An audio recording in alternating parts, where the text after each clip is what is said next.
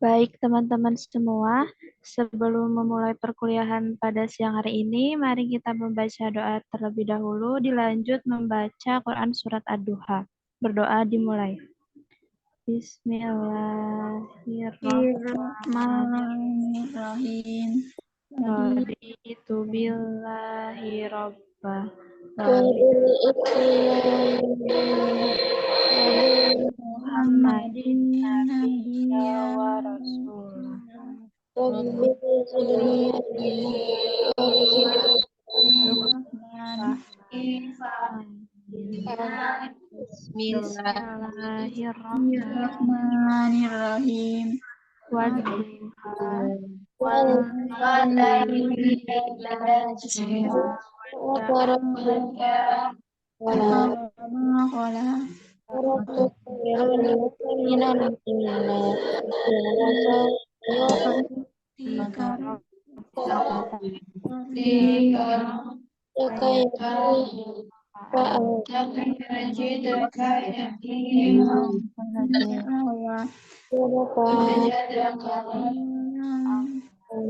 اليتيم فلا تقهر وأما السائل فلا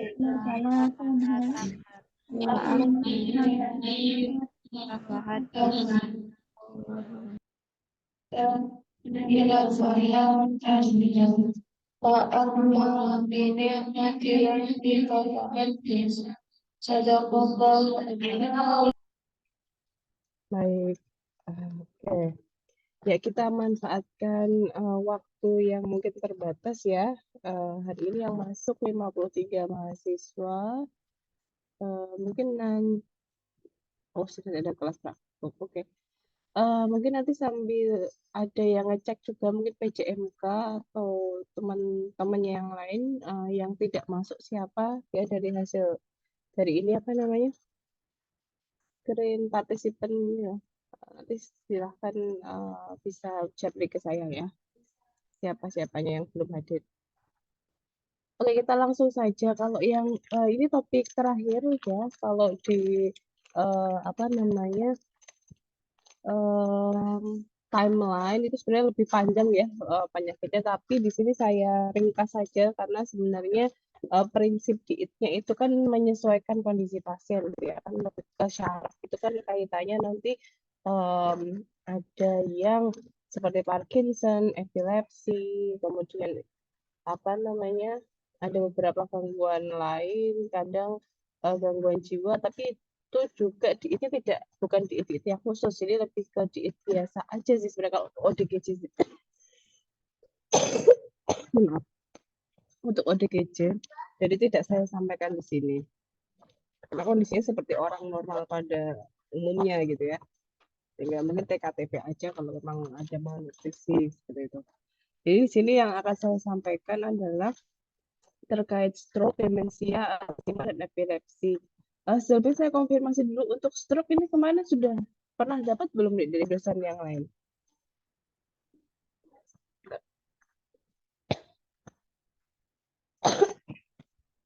Sudah pernah dapat belum? Mungkin di jantung, pembuluh darah, atau di penyakit yang lain yang bukan saya ajar.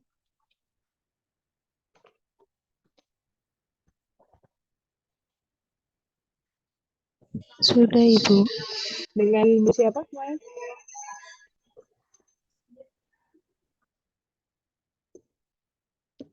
Dengan siapa, Dek? Bu Anin, Bu, kalau nggak salah. Bu Anin ya. Oke, kalau gitu mungkin saya kasihnya sekilas saja ya. Tapi mendalam tidak yang stroke-nya ini?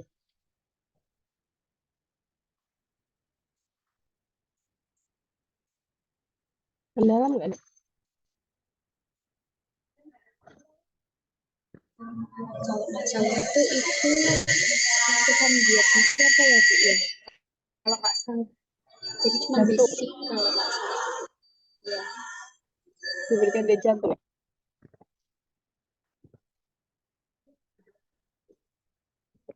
Oke, nah, berarti nggak apa. Ini tetap saya kasih sekilas saja ya.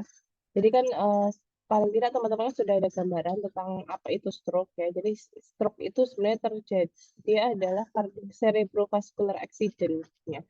Jadi sebenarnya bukan syaraf sih kaitannya, jadi kaitannya lebih ke pembuluh darah memang. Jadi masuknya di ini ya, jantung pembuluh darah. Jadi dia tapi kan terkadang jika stroke-nya terjadi di sistem syaraf pusat di otak gitu ya, di pembuluh darah otak, itu kan nanti akan mempengaruhi kondisi syaraf juga gitu ya, bisa ada terjadi kelumpuhan di beberapa bagian gitu kan ya, pares itu ya, hemipares atau pares itu paresis ya, jadi kelumpuhan, jadi ya ada bersinggungan sedikit dengan syaraf gitu ya. Nah, stroke ini terdiri secara garis besar itu terdiri dari dua tipe, yaitu stroke hemorrhagic dan stroke non hemorrhagic. Di sini ada nggak ya? Oh, nggak ada. Jadi terdiri dari stroke hemorrhagic dan stroke non hemorrhagic. Apa itu bedanya?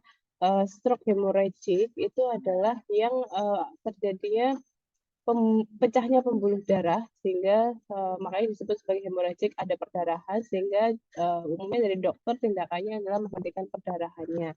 Nah, karena ada pecah pembuluh darah, otomatis kan darah ke organ selanjutnya ya itu kan menjadi terhenti ya, sehingga bisa menyebabkan kematian beberapa sel organ.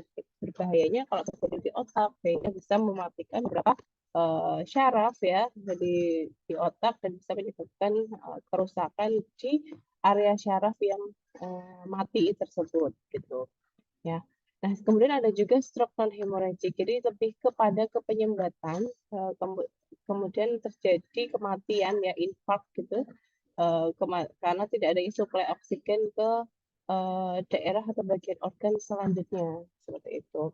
Nah, baik stroke hemorrhagic maupun stroke hemorrhagic itu bisa sama-sama menyebabkan kelumpuhan jika terkaitnya di area syaraf gitu ya. Kadang-kadang ada yang hanya paresis atau kelumpuhan itu separuh, misalkan di area otak bagian kanan, berarti biasanya kelumpuhan ada di area bagian kiri. Kalau di otaknya di area bagian kiri, biasanya kelumpuhan ada di area bagian kanan. Atau kadang juga misalkan stroke-nya terjadi di area bawah ya, pembuluh darah bawah, dan juga paresisnya atau kelumpuhannya di ekstremitas bawah atau kaki gitu. Jadi tergantung lokasinya saja ada di mana. Ya. Kemudian terkait dietnya yang harus diperhatikan pada pasien pasca stroke itu seperti apa? Umumnya jika pasien stroke itu kan terjadi kelumpuhan ya, jadi kelumpuhan entah itu di area bagaimana, kadang juga kalau misalkan separuh kan mulai dari atas sampai bawah, dari mulut sampai ke bawah kaki itu jadi kelumpuhan, sehingga bisa terjadi yang namanya disfagia, jadi kesulitan makan, kesulitan mengunyah, kesulitan menelan gitu, dan ada juga yang makanya rata-rata dietnya yang diberikan bentuknya adalah lunak atau cair. Tapi ada juga beberapa kondisi pasien stroke yang masih bisa mengunyah dan menelan dengan baik, jadi bisa diberikan makan makanan biasa. Itu tergantung dari kondisi pasiennya. Sehingga ketika kita menemukan pasien stroke, itu kita harus assessment dulu, kita harus kaji dulu bagaimana kemampuan makan pasien. Jadi perlu kita misalkan ada dapat pasien stroke nih, kemudian ketika datang gitu, jangan hanya menanyakan SPFQ ataupun recall saja gitu kan, tapi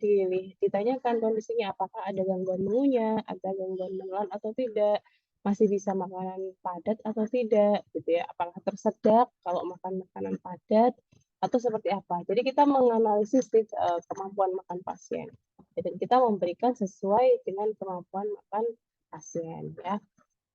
Kemudian ya ini beberapa tanda atau gejala disfagia. Ya pada beberapa pasien stroke tadi kan bisa terjadi disfagia atau ketidakmampuan untuk makan ya. Bisa jadi karena kesulitan mengunyah, kesulitan menelan sih. Nah, seperti misalkan ada kontrol gerakan lidah yang kurang, kelemahan otot wajah, atau ketika makan cenderung tersedak atau batuk-batuk ya, atau makanan keluar lewat hidung ya. Nah, ini juga harus kita kaji juga gitu ya, seberapa banyak sih pasien ini menolak makanan. Katakanlah kalau misalkan dia memang batuk-batuk tapi sebagian besar makanan bisa masuk, oh berarti ini masih bisa diberikan per oral gitu ya. Tapi misalkan setiap makanan masuk, bahkan minuman pun itu tidak bisa, cenderung selalu tersedak, walaupun itu cuma hanya 1-2 sendok saja. Berarti kan ketika memberikan makanan padat atau mungkin per oral itu tidak memungkinkan. Sehingga ini perlu didiskusikan dengan dokter gitu ya. Dokter pun nanti biasanya juga tetap mengakses ya. Nah, biasanya nanti kalau memang butuh tidak bisa per oral, berarti diberikan secara NGT. Nah, sebenarnya kalau NGT ahli gizi tugasnya adalah menghitung kebutuhan gizi atau meresepkan makan enteral yang sesuai dengan kebutuhan pasien. Ya. Nah, untuk asesmennya tadi apa? Sebenarnya hampir sama ya, ABCD ya, ABCD sama antropometri, biokimia, fisik klinik. Mungkin yang fisik kliniknya lebih ekstra ya, karena tadi harus melihat kemampuan makan pasien juga. Terus nah, kalau dari antropometri juga disesuaikan pasien. Misalkan stroke-nya sudah lama sekali, pasien nggak bisa bangun, otomatis kan tidak bisa kita beri timbang ya. Jadi paling biasanya BPTB recall atau yang terakhir berapa gitu ya, ingatan, atau menggunakan estimasi, bisa pakai lila, pakai apa lagi ya, biasanya lila ya, lila. Oke, kalau enggak ya pakai PBI ya, dengan hasil dari TB estimasi ya. Ya. Kemudian pasien stroke ini juga kita harus melihat pasien ada penyakit penyerta yang lain atau tidak gitu.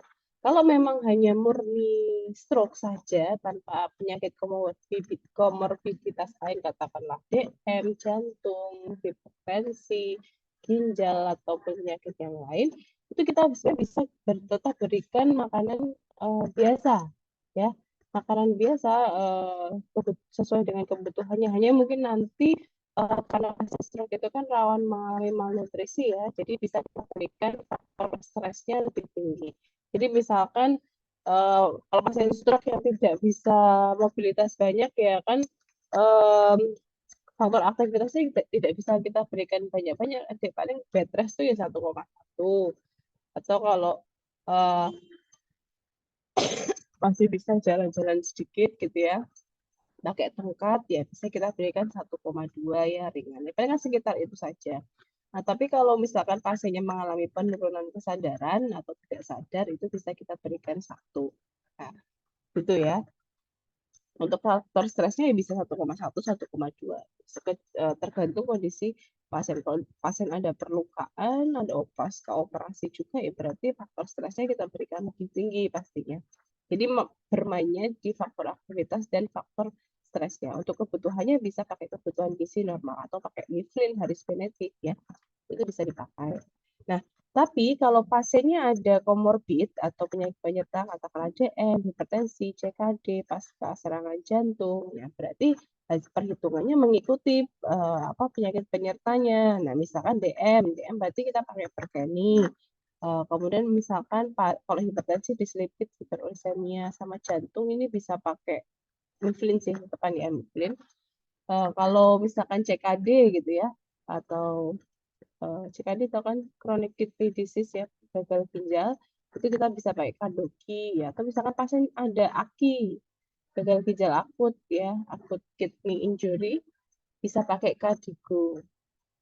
Nah, jadi menyesuaikan penyakit penyerta pasien. Teman-teman harus aware di situ. Nah, bisa taunya dari mana penyakit penyerta? Bisa lihat di, paling gampang sih di diagnosis medisnya ya. Diagnosis medis dari dokter, ada nggak yang penyakit yang lain? Atau kalau tidak, dari hasil laboratorium. Nah, atau kalau tidak lagi bisa juga dari riwayat penyakit dahulu ya. Kemarin ini kan teman-teman sudah eval BPTM semua belum? Sebagian besar saya rasa sudah ya. Kemarin kan ada juga pasien, ada kasus DM di mana di situ hasil labnya sebenarnya normal. Dari diagnosis medisnya tidak ada DM gitu ya. Nah, tapi kok judulnya di situ DM ya. Dilihat lagi di riwayat penyakit dahulu, ternyata pasien itu sudah mengalami DM sejak 10 tahun yang lalu. DM itu kan, DM hipertensi kan tidak bisa sembuh ya, Dek ya. apa istilahnya kalau dia sudah kronis kan nggak bisa sembuh. Jadi meskipun di nilai labnya normal bisa jadi itu karena ada obat-obatan atau intervensi medis yang mengontrol gula darah, tekanan darahnya sehingga menjadi tetap normal. Tapi kan karena riwayatnya sudah DM dan HT ya dia tetap kita berikan diet DM gitu ya. Gitu. Nah, jadi teman-teman harus mengkaji permasalahan pasiennya itu secara menyeluruh. Ya, gitu ya untuk assessment. Lalu untuk diagnosis gizi, rata-rata pada pasien stroke ya, yang paling sering ditemukan diagnosis gizinya adalah inadequate oral intake atau asupan oral tidak adekuat ya. Kaitannya kan ya tadi kesulitan lebih etiologinya itu ke penerimaan makanan yang terbatas. Ini yang limited food acceptance ya. Limited food acceptance, penerimaan makanan yang terbatas berkaitan dengan kondisi fisiologis kan, apa namanya, atau bisa juga yang apa ya, gangguan motorik juga bisa sebenarnya ya, gangguan motorik. Nah, dibuktikannya dengan apa? Bisa jadi dengan nafsu makan menurun, adanya anoreksia, tidak bisa makan, setiap makan mual, muntah gitu ya. Ada mual, ada muntah, atau bisa juga penurunan berat badan berapa persen gitu ya, lebih dari 5% dalam 1 bulan terakhir, atau bisa kan di sini ya. Kemudian bisa juga dari nutrition focus physical finding. Nah, ini mungkin teman-teman masih asing ya dengan NFPE atau NFPF ini ya. E-nya itu examination ya. Nutrition focus physical finding atau nutrition focus physical examination. Jadi teman-teman itu ketika mengakses pasien jangan hanya antropometri saja ya, tapi juga ada pemeriksaan fisik yang bisa kita lihat dari subjektif ya, penamakan mata subjektif. Jadi kita melihat pasien itu akhirnya ada kehilangan massa otot dan lemak atau tidak gitu. Nah, misalkan kita lihat dari mana? Mulai dari kepala ya. Kepala kan bisa intinya kan yang penumpukan lemak itu kan ada di bawah mata. Terus di mana nih, Dek? Di pelipis, di pipi gitu kan.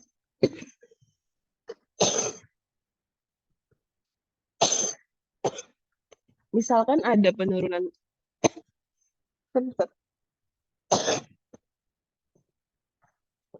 misalkan ada penurunan massa otot atau lemak itu kan kelihatan lebih apa? Lebih tirus ya.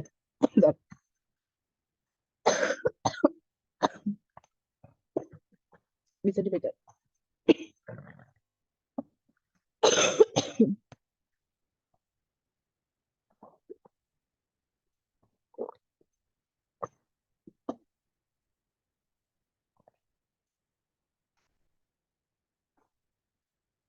Selanjutnya bisa juga dilihat dari bicep tricep, klavikulanya terlihat atau tidak, kelihatan tulang rusuknya atau iga gambang atau tidak, skapulanya gitu ya. Itu bisa dilihat ya. Dan NFPE ini bisa menjadi sign symptom. Oke. Ya. Kemudian tujuan dietnya otomatis ya pasti memenuhi kebutuhan gizinya ya. Pertama pasti memenuhi kebutuhan cairan dan energinya ya, cairan elektrolit dan energinya itu paling utama untuk stroke. Nah, nanti tujuan diet yang lain menyesuaikan penyakitnya. Kalau ada DM ya berarti membantu menstabilkan gula darah dan sebagainya ya. Rekomendasi dietnya ya tergantung daya terima pasien. Kalau masih bisa nasi, kita usahakan bisa makan nasi gitu ya. Tapi misalkan kok makan nasi bisa tapi sedikit ya, mungkin bisa alternatifnya mungkin jadi nasi atau bubur sari ya. Ya, intinya kita hindari makanan yang bisa menyebabkan tersedak. Pada pasien disfagi ya, itu kan cenderung kalau makan atau minuman yang cair itu dia lebih mudah tersedak, sehingga bisa kita memberikan makanan yang lebih kental. Jadi misalkan diberikan jus buahnya itu buahnya yang buah pura gitu ya, jadi nggak usah pakai air, Jadi lebih lembut tapi kan dia kental. Atau kalau susu bisa dikentalkan seperti itu. Jadi cenderung lebih menghindari tersedak kalau untuk makanan-makanan yang lebih kental. Ya, oke gitu. Untuk apa namanya? Kalau ini itu tergantung pas sih kritis ya deh. Kalau ini lebih ke kritis, teman-teman belum dapat ya kritis, jadi ini kita skip saja. Intinya kalau pada pasien stroke dia tidak ada gangguan fungsi ginjal, tidak ada DM, nggak ada hipertensi, itu kita bisa berikan lemak itu sekitar 25%. 25% masih bisa. Karbohidrat bisa sampai 60%, protein bisa 1 gram per kilogram berat badan atau maksimal 15% ya. Kalau ada malnutrisi ya bisa kita naikkan ya, misalkan dengan maksimal proteinnya 1,5 gram per kilogram berat badan. Ya.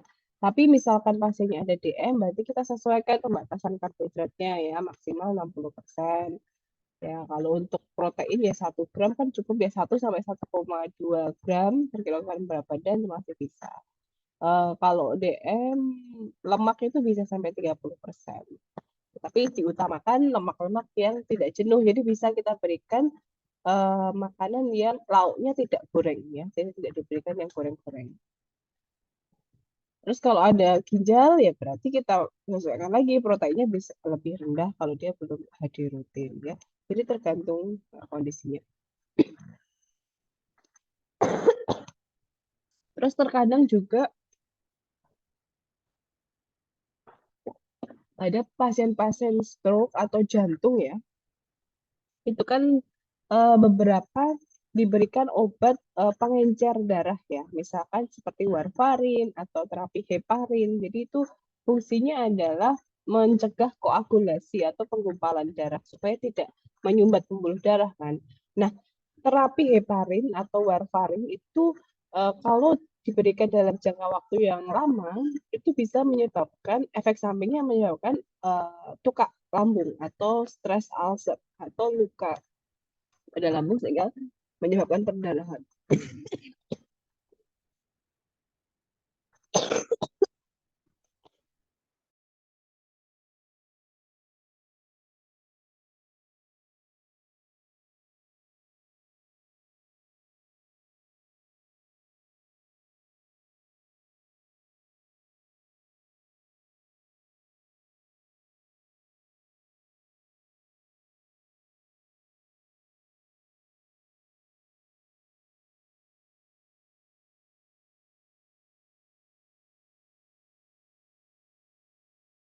Aduh, mohon maaf nih kayaknya radang ya mungkin ya. Jadi kalau ngomong sedikit batuk. Oke, saya perankan speednya ya. Oke, mohon maaf. Ya, tadi ya. Jadi karena pada beberapa kondisi penyakit jantung dan stroke yang mendapatkan terapi heparin atau warfarin atau obat-obat yang mencegah koagulasi darah, itu rentan mengalami tukak stres atau bisa menyebabkan perdarahan saluran cerna. Nah, misalkan ada perdarahan saluran cerna ini kan bisa terlihat dari misalkan MGT ya diberikan perselang itu cairan lambungnya berwarna coklat ya, minimal coklat sampai coklat darah segar atau sampai coklat tua. Kalau ada tersebut berarti kita biasanya nanti dari dokter ada bilas lambung dulu. Tapi kalau masih tetap ada, kita puasakan dulu pasiennya. Ya, jadi tidak boleh diberikan makanan ketika terjadi perdarahan saluran cerna. Ketika saluran cernanya sudah membaik, ya katakanlah cairan lambungnya sudah warnanya kuning ya, kuning agak kehijauan dikit, atau kalaupun coklat juga sudah coklat muda gitu, itu bisa kita mulai berikan bertahap. Jadi dia cair yang ya 1 kilokalori per cc ya. Biasanya diberikan mulai per 50 cc dulu ya. Jadi memang kalau untuk stroke ini bisa jadi teman-teman akan mendapati dia itu dia cair kok pas cair. Nah ini teman-teman harus memberikannya secara bertahap. Jadi awalnya bisa 6 kali pemberian dikali 50 cc, terus besoknya naik jadi 100 cc gitu ya. Kalau masih memungkinkan bisa tambahin lagi 150 sampai 200 cc. Ya, seperti itu. Atau misalkan tidak bisa diberikan cairan banyak-banyak, biasanya kita kentalkan. Jadi awalnya 1 kilokalori per mili menjadi 1,2, 1,5 kilokalori per milinya. Gitu. Ya. Oke, lanjut ke apa lagi ya? Langsung ke demensia. Nah, demensia ini sebenarnya kata lainnya adalah pikun ya. Kalau ini pun sebenarnya bisa disebut sebagai syaraf karena terjadi penurunan fungsi saraf juga ya, terutama saraf pusat sehingga bisa terjadi kehilangan apa namanya ingatan gitu ya. Bisa reversible, jadi kadang bisa balik lagi atau kadang non reversible, tidak bisa kembali. Yang bisa reversible atau kembali sembuh itu biasanya demensia atau hilang ingatan karena misalkan apa obat bukan usia, jadi lebih ke kayak minum-minuman alkohol, obat-obatan terlarang, apa misalkan ada gangguan mental juga, tapi tidak apa yang akut gitu ya, meningitis atau apa infeksi selaput otak, trauma kepala gitu. Jadi kalau ini kondisinya sudah sembuh, bisa jadi balik lagi apa sembuh gitu ya.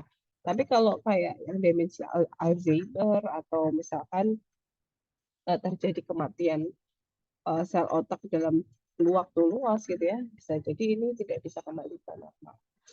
Untuk dietnya sebenarnya sama-sama saja ya, diet biasa, diet apa pakai miplin, faktor aktivitasnya tergantung aktivitas pasien ya, sampai 1,1, 1,2, atau kalau masih aktif di 1,3, tapi rata-rata kan aktivitasnya ringan ya, 1,2 lah paling nggak maksimal.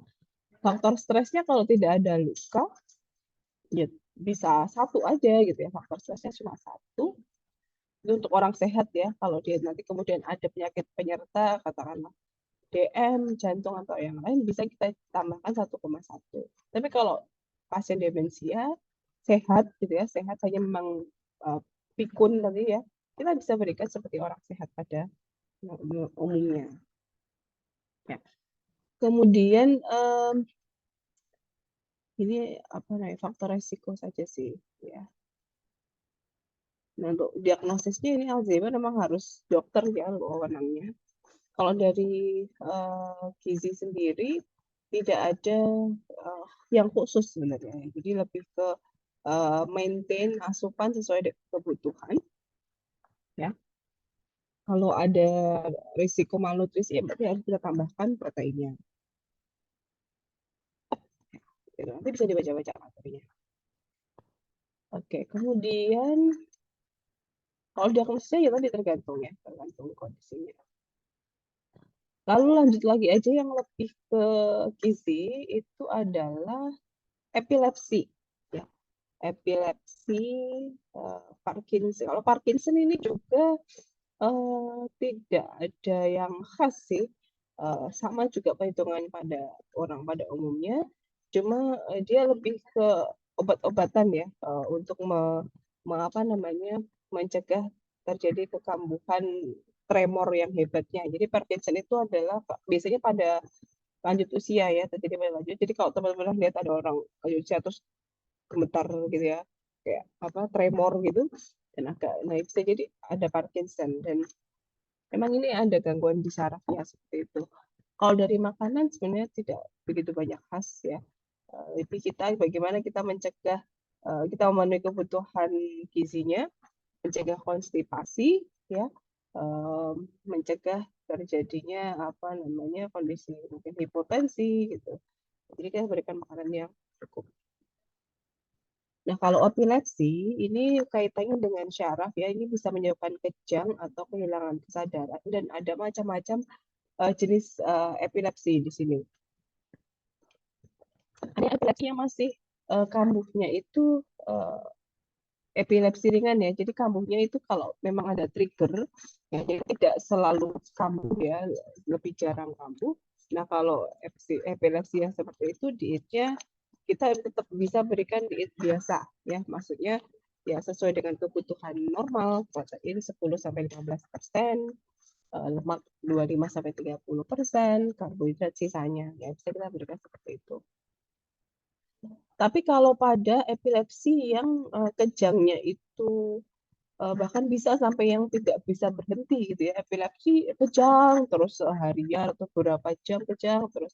Nah, untuk epilepsi jenis tersebut harus kita atur sekali dietnya. Dan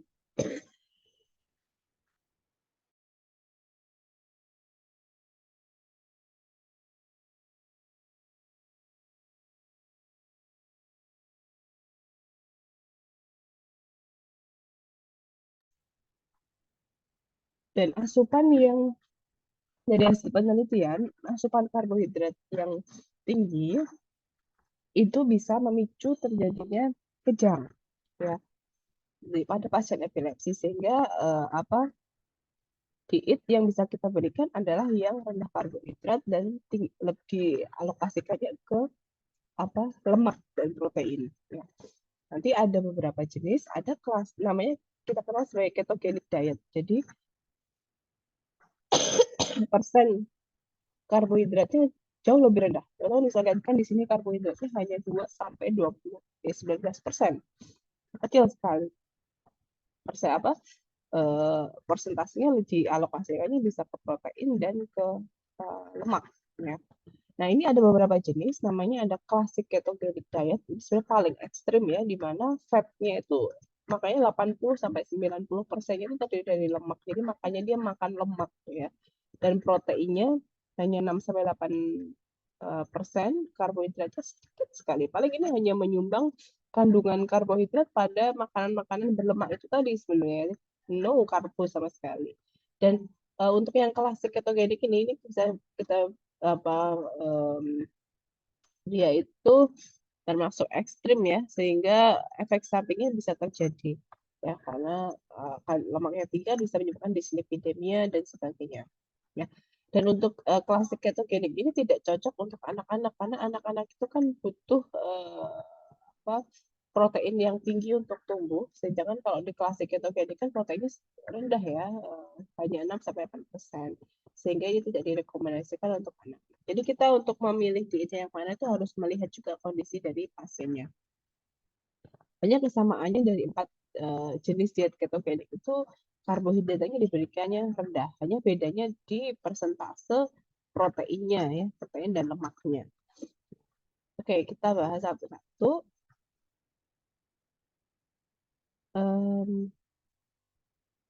Nah, prinsip dari ketogenic diet ini apa? Intinya adalah bagaimana kita bisa mengatur gut microbiota atau flora-flora usus kita supaya bisa seimbang, kemudian juga menekan inflamasi, mencegah untuk mengontrol neurotransmitternya ya, sehingga kejangnya itu tidak sering ya. Itu kemudian energi metabolismenya bisa ditingkatkan sehingga dia bisa istilahnya bisa mencerna makanan dengan baik digunakan ya. Oke, kemudian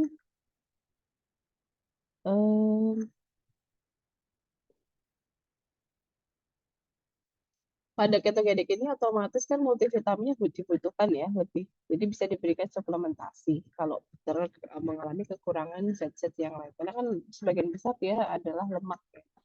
Nah, nanti dia tipenya ada fasting dan non fasting. Jadi awalnya tuh puasa dulu, baru nanti diberikan diet keto. Sistemnya seperti itu. Nah, tapi tidak ada significant difference between two diet approaches ya. Jadi antara dua diet ini untuk mencapai ketosis antara yang puasa dan tidak puasa ini tidak ada beda yang signifikan sebenarnya. Ini bisa sih startnya tidak harus puasa itu istilahnya bisa. Kemudian yang selanjutnya adalah MAD, Modified Atkins Diet. Jadi awalnya adalah Atkins ya, diet Atkins kalau pernah dengar. Terus dimodifikasi jadi Modified Atkins ini kalau dari tahun 2003 di USA ini dipakai untuk merawat epilepsi pada anak-anak dan dewasa. Di sini lebih lebih bersahabat persentasenya ya, karena fatnya 65%, proteinnya 25%. Jadi bisa kan buat anak-anak gitu ya kalau proteinnya tinggi. Hanya memang karbohidratnya 10% saja. Ya, oke. Jadi ini cocok untuk anak-anak atau pasien dengan problem behavior.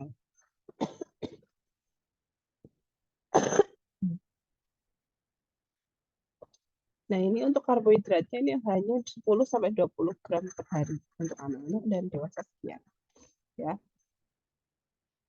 Nah, tetap saja juga di sini harus ada suplementasi tambahan untuk multivitamin karena biasanya juga kurang gitu ya dari zat gizinya. Yang selanjutnya ada low glycemic index treatment. Jadi ini memilih makanan-makanan yang rendah indeks glikemiknya.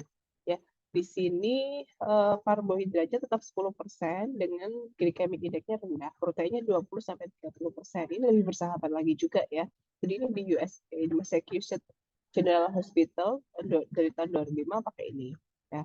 Jadi dia memilihnya makanan-makanan dengan indeks glikemik rendah di bawah 50 ya. Seperti daging, dagingan, susu, buah ya bisa diberikan. Dan di sini tidak ada pembatasan cairan ya. Istilahnya cairannya masih bisa diberikan sebanyak sebutuhnya gitu kan.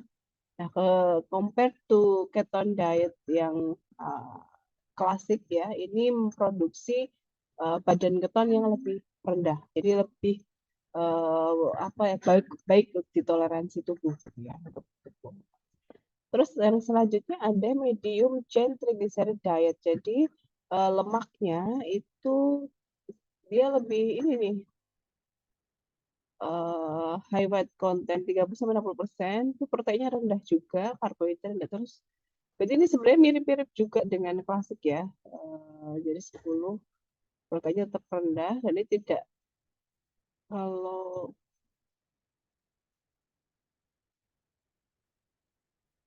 ya jadi lemaknya dia pakai medium chain triglyceride, lebih mudah diserap tubuh ya. Oke. Nah, di sini malah disarankan ya, tend to grow better. Jadi cenderung kalau untuk anak-anak itu lebih bagus gitu ya. Tapi require fewer micronutrient, lower total kolesterol. Ya, jadi lebih ke sayur-sayurannya ya. Jadi di sini bisa dikiak-kiuk sebenarnya. Saya juga masih heran sih, ini belum ada 100% ya. Ini harus kita cari juga nih.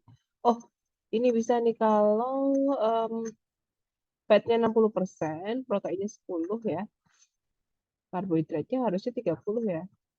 Mungkin proteinnya ini sebenarnya bisa lebih tinggi lagi ya. Kita nanti teman-teman bisa cari nanti referensinya. Nanti di bawah di referensi ada ya. Ya, jadi ada beberapa transisi ya dari mulai awalnya yang restriktif classic keton diet, kemudian jadi apa namanya MCT atau MAD, itu bisa ya with no reduction in efficacy-nya. Jadi efficacy-nya kalau awal-awal dulu classic keton diet itu bagus gitu ya, bagus untuk apa namanya mengontrol kejang pada epilepsi. Tapi semakin ke sini kan kebutuhan proteinnya juga harusnya seimbang kan, maksudnya tidak bisa terlalu rendah juga. Nah, semakin ke sini ada MCT sama MAD tadi ya. Ternyata dari efikasi atau angka kesembuhannya, kontrolannya ya, efeknya untuk mengontrol kejang ternyata sama gitu ya. Jadi bisa nih MCT diet sama MAD ini bisa juga diterapkan karena dia proteinnya jauh lebih tinggi, karbohidratnya bisa lebih naik dikit ya 10-19%, ya lemaknya bisa lebih dikurangi. Ya. Nah, seperti itu. Apalagi ini khususnya epilepsi kan awal rata-rata itu kan dialami oleh anak-anak ya, terutama pada anak-anak yang cerebral palsy ya. Itu bisa juga rata-rata mengalami juga epilepsi di sini ya. Seperti itu. Jadi, artinya kesimpulannya untuk epilepsi di sini adalah yang harus dibatasi terjadi pembatasan karbohidrat ya dan untuk memenuhi kebutuhan protein dan kalorinya itu bisa dipenuhi dari tadi lemak dan juga protein sebagai besarnya yang bagus ya. Dan yang dianjurkan karena untuk anak-anak, misalkan anak-anak proteinnya harus tinggi sehingga yang disarankan MCT atau yang MAD. Begitu ya untuk epilepsi. Nah, dari yang sudah pernah saya alami, saya kemarin pernah dapat juga pasien epilepsi ya, tapi kasusnya di sini epilepsinya tidak yang kambuh terus gitu ya, jadi masih ada waktu istirahatnya. Istilahnya hanya sesekali saja kambuh kejang epilepsinya, sehingga tidak saya treat dengan high fat gini gitu ya. Jadi biasa aja gitu dengan sesuai dengan kebutuhan anak waktu itu. Ya, lemaknya bisa sampai 30. Waktu itu saya berikannya tinggi sih, 35 sampai 40% bisa. Nah, karena pasien di sini juga gizi kurang ya. Kalau gizi kurang itu juga untuk menaikkan kalorinya yang cepat itu bisa dari lemak. Jadi kalau pada anak-anak bisa kita berikan lemaknya itu lebih dari 30%. Jadi lebih dari 30 sampai 40% itu masih diperbolehkan. Kemudian proteinnya ya kita berikan tinggi otomatis ya. Kalau sudah fase transisi kan bisa 2,5 sampai 3 gram. Kalau fase rehabilitasi bisa 4 sampai 6 gram tergantung usianya. Jadi tinggi protein bisa sampai 25%, lemak bisa sampai 40%, sisanya bisa dari karbohidrat. Tapi ya tergantung kondisinya ya. Ini harus besok kalau teman-teman dapat kasus ketika di lahan, didiskusikan dengan CI-nya dulu. Gitu. Teman-teman bisa melihat penuntun diet anak atau cari referensi tentang pediatric nutrition, chemical nutrition itu ada. Silakan cari expand ya. Oke, begitu ini sudah mau jam 1, 5 menit lagi. Mungkin teman-teman perlu waktu untuk transisi ke kelas. Apa ada yang mau ditanyakan sampai di sini?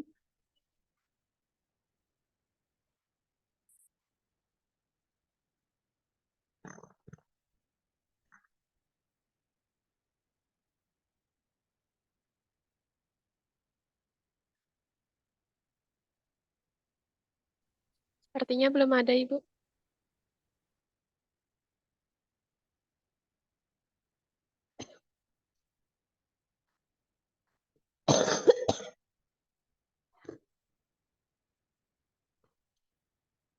Ada. Oke, semoga bisa dipahami ya oleh teman-teman semua di sini. Kita cukupkan ya kuliah pada siang hari ini. Terima kasih sudah stay tune ya kuliahnya. Jadi kita kuliah nggak terlalu lama-lama, tapi semoga teman-teman bisa dapat